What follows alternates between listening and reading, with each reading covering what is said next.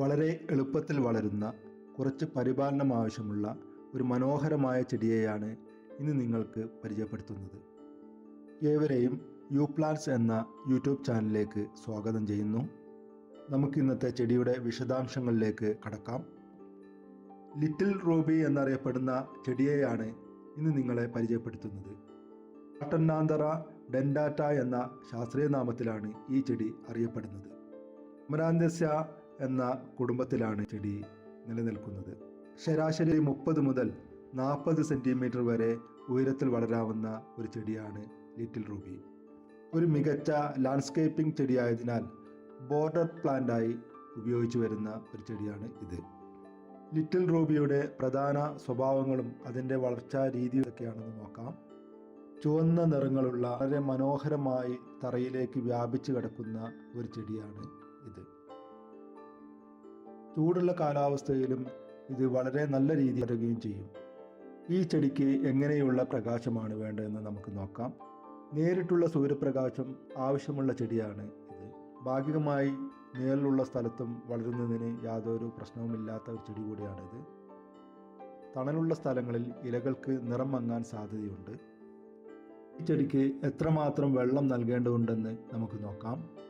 മിതമായ ജലസേചനം ആവശ്യമുള്ള ഒരു ചെടിയാണ്. അതുകൂടാതെ കൃത്യമായ ജലസേചനം ലഭിച്ചാൽ ഈ ചെടി തിളങ്ങുന്ന പോലെ മനോഹരമാവുകയും ചെയ്യും. മണ്ണ് അല്പം ഈർപ്പമുള്ളതായിരിക്കണം. എന്നാൽ വെള്ളം കെട്ടിക്കിടക്കുന്നത് ഒഴിവാക്കേണ്ടതാണ്. അല്പം ചാണകപ്പൊടി ഇതിനോട് ചേർത്ത് കഴിഞ്ഞാൽ മികച്ച വളർച്ച ഉണ്ടാവുന്ന ഒരു ചെടി തന്നെയാണ്. ഏതൊക്കെ തരത്തിലുള്ള വളങ്ങളാണ് ഈ ചെടിക്ക് നൽകേണ്ടതെന്ന് നമുക്ക് നോക്കാം.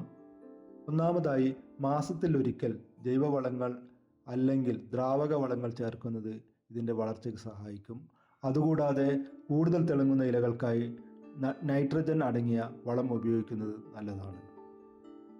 അതുകൂടാതെ ഇടയ്ക്കിടയ്ക്ക് വെട്ടി നിർത്തുന്നത് അഥവാ പ്രൂണിങ് ചെയ്യുന്നത് ഇതിന് വളരെ നല്ല ഒരു ചെടിയാണ്. കൂടുതൽ മികവും മികച്ച ആകൃതിയും നൽകുന്നതിന് ഇത് സഹായിക്കും.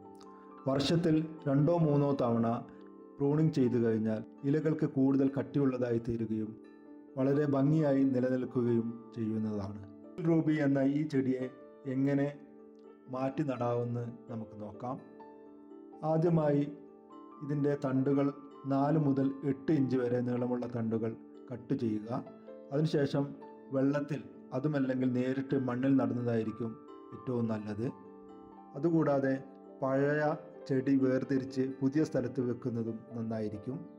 എന്തൊക്കെ പ്രശ്നങ്ങളാണ് ലിറ്റിൽ റൂബി എന്ന ഈ ചെടിക്ക് ഉണ്ടാവുക എന്നും ഇതിൻ്റെ പരിഹാര മാർഗങ്ങൾ എന്തൊക്കെയാണെന്നും നമുക്ക് നോക്കാം.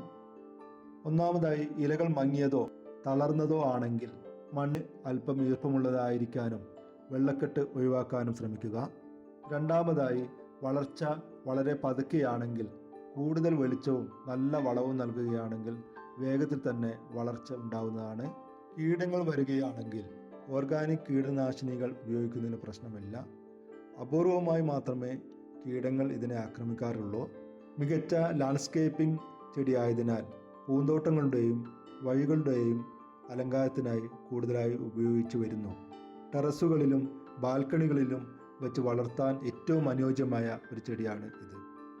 അതുകൂടാതെ പച്ച പടർപ്പുകളുമായി ചേരുമ്പോൾ മനോഹരമായ കാഴ്ച ഉണ്ടാവുന്നതിനാൽ മികച്ച ബോർഡർ പ്ലാന്റായും ഈ ചെടി ഉപയോഗിച്ചു വരുന്നുണ്ട്. സൂര്യപ്രകാശവും നന്നായി ഡ്രെയിനേജും മണ്ണും ലഭിച്ചാൽ വളരെ എളുപ്പത്തിൽ വളരുന്ന ഒരു മനോഹരമായ ചെടി തന്നെയാണ്. എന്നിരുന്നാലും കുറഞ്ഞ മെയിൻ്റനൻസ് മാത്രമേ ഈ ചെടിക്ക് ആവശ്യമുള്ളൂ. അതിനാൽ നല്ല രീതിയിൽ നിങ്ങൾക്ക് ഇത് വളർത്താൻ സാധിക്കട്ടെ. വീഡിയോ ഇവിടെ പൂർണ്ണമാവുന്നു.